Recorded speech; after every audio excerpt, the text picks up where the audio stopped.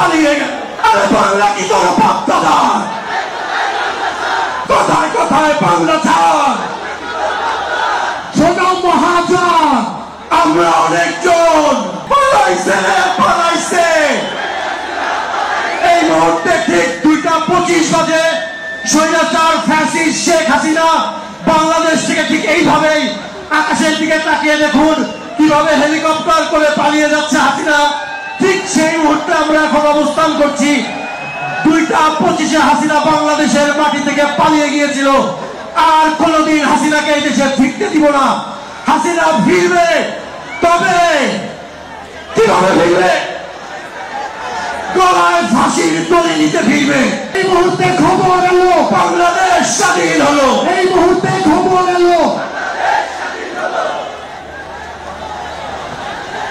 পালাইছে রে পালাইছে শেখ হাসিনা, পালাইছে রে পালাইছে, পালাইছে রে পালাইছে, পালাইছে রে পালাইছে শেখ হাসিনা, পালাইছে পালাইছে রে পালাইছে শেখ হাসিনা, পালাইছে। এই মুহূর্তে খবর এলো শেখ হাসিনা পালিয়ে গেল। কোথায় কোথায় বাংলা ছাড়? আরে বাংলা কি তোর পাত্তা দাও? কোথায় কোথায় বাংলা ছাড়? বাংলা কি তোর পাত্তা দাও? কোথায় কোথায় বাংলা ছাড়? বাংলা কি তোর পাত্তা দাও? শোনো মহাজন, আমরা অনেকজন। শোনো মহাজন, আমরা অনেকজন।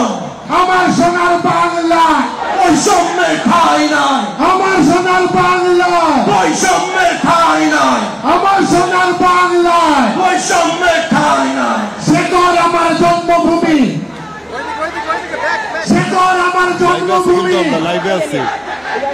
শুধু আমাদের অর্জন, সেই বিজয় আমাদের কাছ থেকে কেউ কোনোদিন নিয়ে যেতে পারবে না। থাকবে তো কথাটা মনে? কোথায় কোথায় বাংলা ছাড়? কোথায় কোথায় বাংলা ছাড়? ওদের স্বপ্ন পূরণে পাশে থাকতে পেরে আমরা গর্বিত। কোথায় কোথায় বাংলা ছাড়? আরে বাংলা কি তোর পাত্তা দাও? কোথায় কোথায় বাংলা ছাড়?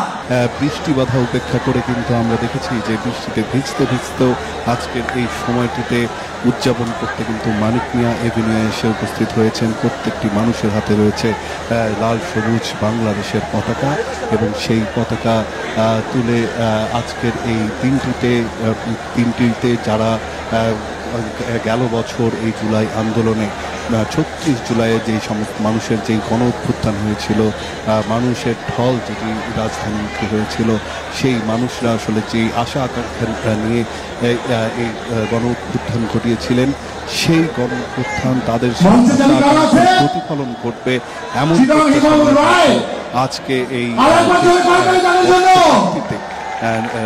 এসে উপস্থিত হয়েছেন। এবং আমরা ততই কিন্তু মানুষের উপস্থিতি কিন্তু এখানে বাড়ছে, মানুষের ভিড় বাড়ছে। মানুষ এখানে যারা এসেছেন প্রত্যেকটি মানুষের মনে রয়েছে বিভিন্ন ধরনের আকাঙ্ক্ষা। প্রত্যেকটি মানুষ চান দেশের সমৃদ্ধি, দেশে থেকে যাতে কোনো রকমের দুর্নীতি না থাকে, দুর্নীতিমুক্ত একটি দেশ চান।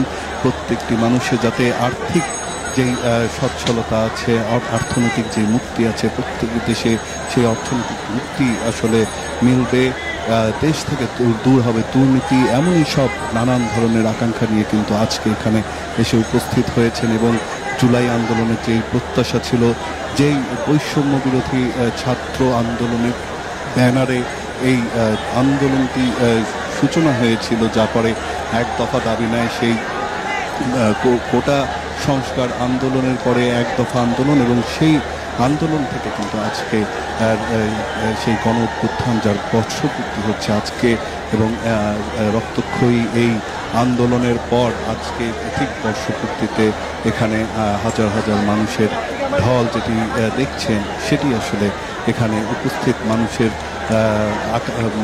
মানুষের উপস্থিতি আসলে বলে দিচ্ছে যে বাংলাদেশের মানুষ যা চেয়েছিল তার প্রতিফলন আসলে সত্যি ঘটেছে কিনা। এবং তাদের মধ্যে যেই আশা আকাঙ্ক্ষা চাওয়া পাওয়া সেগুলো আসলে কতটুকু পূরণ হবে সেটি নিয়েও কিন্তু আজকে এখানে এসেছেন তারা, কারণ জুলাই ঘোষণাপত্র পাঠ করা হবে এবং বিকাল 5টায় আজকের এই আনন্দকে স্মরণীয় করে রাখতে সংস্কৃতি মন্ত্রণালয়ের পক্ষ থেকে জুলাই পুনর্জাগরণ অনুষ্ঠান মালার আয়োজন করা হয়েছে মাননীয় এভিনিউতে।